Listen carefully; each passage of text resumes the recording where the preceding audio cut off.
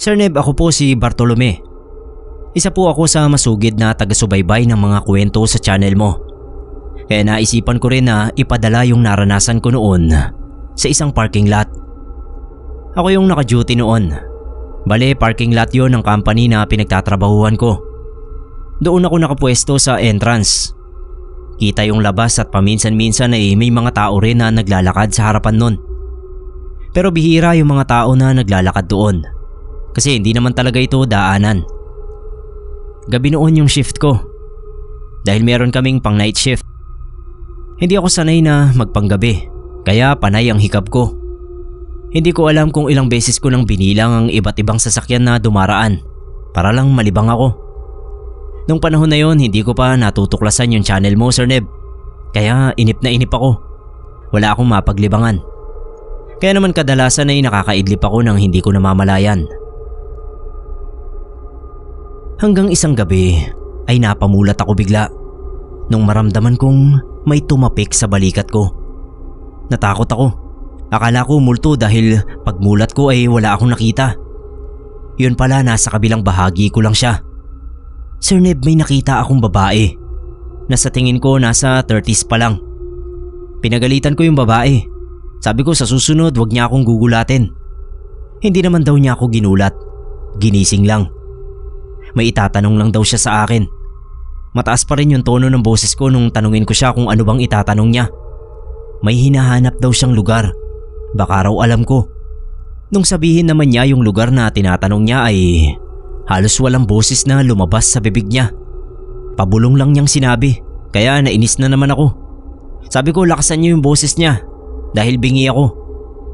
Nung sumagot siya ulit, gano'n na naman. Ewan ko kung bakit bigla akong kinilabutan. Nung mapakinggan ko ulit yung boses ng babae, para bang ibang lengguwahe na yung sinasabi niya. Tapos paulit-ulit niya yung sinasabi. Nanayo talaga yung balahibo ko sa takot. Lalo na nung makita ko kung paano niya ako tignan. Matalim at may kahulugan. Napaatras yung mga paa ko. Kahit nakaharap ako sa babae at hindi maalis yung tingin ko sa kanya ay tinawag ko yung kasama kong guard na nakapwesto naman sa loob ng parking lot. Hindi kalayuan sa akin. Narinig ko yung mga yabag niya na papalapit. Nilingon ko siya at pagtingin ko ulit sa babaeng nasa harapan ko, wala na ito. Sinabi ko agad sa kasama ko yung tungkol sa babae. Para siyang nag-orasyon sa akin. Takang-taka yung kasama ko dahil kanina pa nga raw niya ako tinitignan. Parang may kinakausap daw ako pero wala naman siyang nakikita. Tinanong ko siya kung anong ibig niyang sabihin.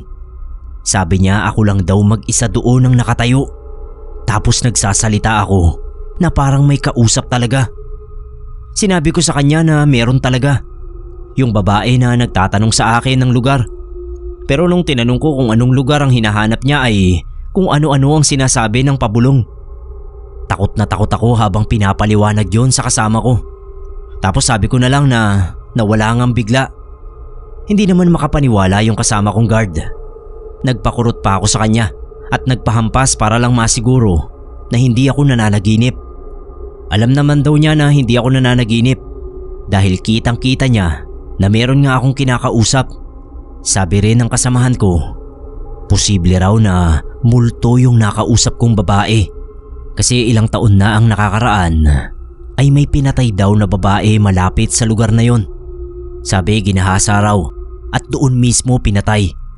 Malamang daw ay humihingi ng hustisya ang kaluluwa ng babaeng yon.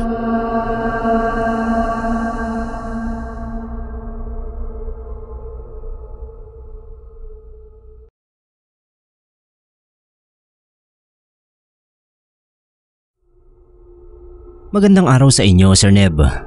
Ako po si Lito ng Pangasinan. Nagtrabaho po ako sa parking lot ng isang mall sa Caloocan. Bale, dalawa kaming guard na magkasama sa shift. Sa totoo lang po ay hindi naman ako yung madaling matakot. lalo na sa multo o kahit ano pa yung kinatatakutan ng iba na kakatwang nilalang. Hindi ko inaasahan na makakaranas ako ng isang simpleng pangyayari na magdudulot sa akin ng sobrang takot. Doon mismo yun nangyari sa parking lot na pinagtatrabahuhan ko. Malapit na yung oras ng uwian ko noon. Mga bandang 6:00. Hinihintay ko na lang ang kapalitan ko. Nang bigla akong makarinig ng boses na tumatawag sa akin. Sa pagkakarinig ko boses ng lalaki. Binanggit talaga yung pangalan ko. Hindi ko muna pinansin kasi nasa isip ko baka hindi ako yung tinawag. Baka kapangalan ko na nandoon sa parking lot at yun yung tinatawag ng kung sino mang yon. Nung pangalawang beses na narinig ko yung pagtawag sa akin, hindi ko pa rin pinansin. Baka naman guni-guni ko lang yun. Baka akala ko lang na may tumatawag sa akin pero wala talaga. Makalipas ang ilang saglit, nawala na yon sa isip ko. Pero biglang, ayan na naman. Narinig ko na naman yung boses na tumatawag sa akin. Napalinga na ako. Malaki yung parking lot at maraming sasakyan. Maraming sulok na pwedeng panggalingan ng boses na tumatawag sa akin. Pero hindi ko matukoy kung saan yun nanggagaling. Dahil hinihintay ko na lang naman yung kasama ko, wala na akong ibang gagawin. Kaya minabuti ko na ikutin yung parking lot. Gusto kong hanapin yung tumatawag sa akin. Hindi ko naman iniisip na multo yun o kung ano pang nilalang. Ang nasa isip ko ay baka may nanloloko sa akin o nagbibiro. Lalo pa at ang kasama ko sa shift noon ay yung kaututang dila ko talaga na si Marcelo. Mahilig siyang magbiro lalo na sa akin dahil alam niyang hindi ako pikon na tao. Habang iniikot ko yung parking lot ay narinig ko na naman yung boses. Palakas ng palakas sa pandinig ko at parang papalapit na rin ako ng papalapit sa pinanggagalingan nito. Medyo kinabahan na ako kasi parang hindi naman boses ni Marcelo yung naririnig ko. Hindi rin boses ng iba kong kasamahan. Hindi yun pamilyar sa akin. Tinuloy ko pa yung paghakbang. Sinusundan ko yung boses. Nung sobrang lakas na sa pandinig ko pero hindi ko pa rin matukoy kung sino ang nagmamay-ari ng boses na yun, tinakpan ko na yung tenga ko. Lalo na nung yung pagtawag sa pangalan ko ay napalitan ng tawa. Yung tawang parang halakhak na nakakatakot. Para bang pinagtatawanan ako. Doon na ako nagsimulang kilabutan. Ramdam ko talaga yung pananayo ng balahibo ko dahil yung naririnig ko ay parang tawa ng demonyo. Kahit tinakpan ko na yung tenga ko ay dinig na dinig ko pa rin. Pakiramdam ko noon, Sir Neb, ay unti-unti akong nawawala sa sarili ko. Pero bigla na lang akong nabalik sa wisyo nung marinig ko yung malakas na pagtawag ni Marcelo sa apelido ko. Sa apelido talaga ang tawagan namin.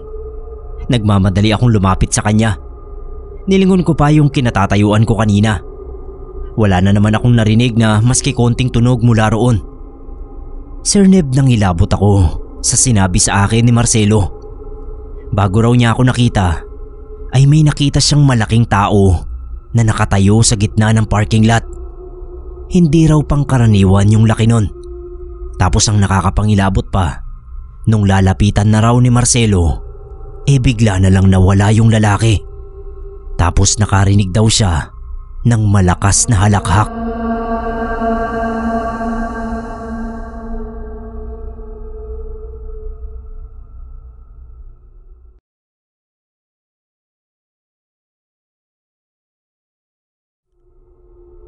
Tawagin niyo na lang po akong Manuel.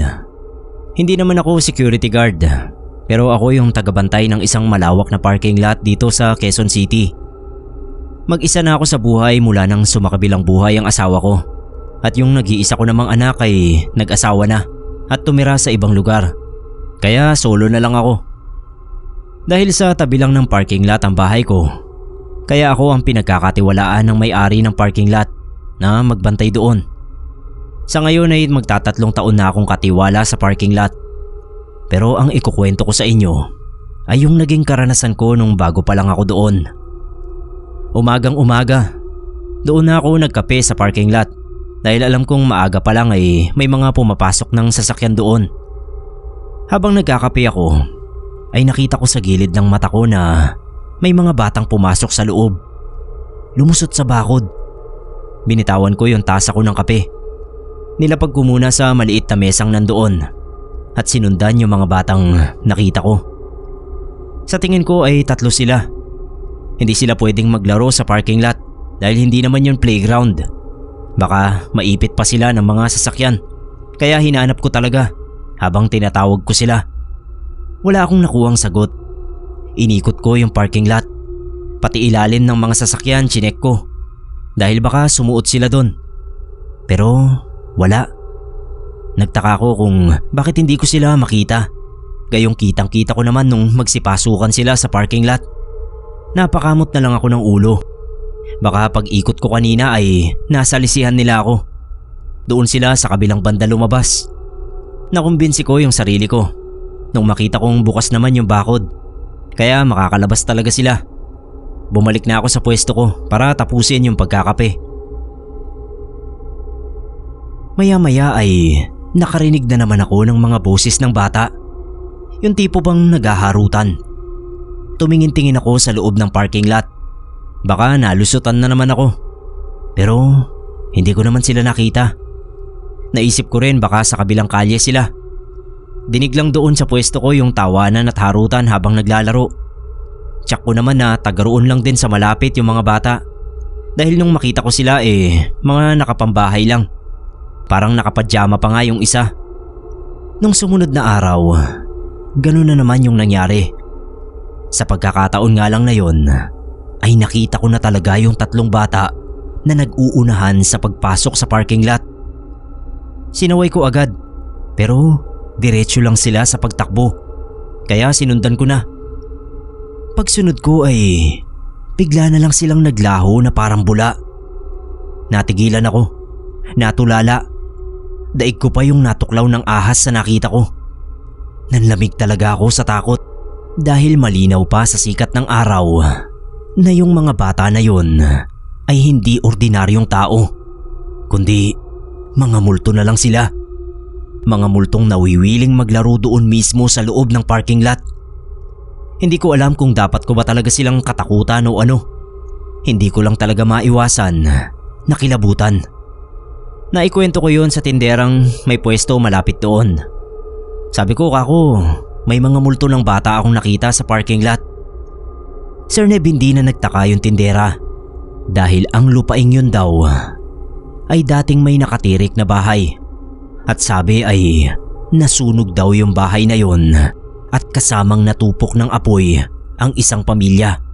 Kahit daw matagal-tagal na yun nangyari at marami na rin ang pumwesto sa lupa bago pa ito naging parking lot, inaasahan na raw nila na may multo talagang posibleng manatili sa lupaing yun.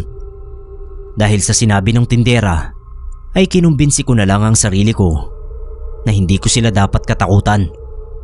Pinagdasal ko na lang. Hanggang ngayon po, Sir Neb, ay ako pa rin yung katiwala ng parking lot. At hindi ako nag-iisa. Kasama ko pa rin dito yung multo ng 3 bata.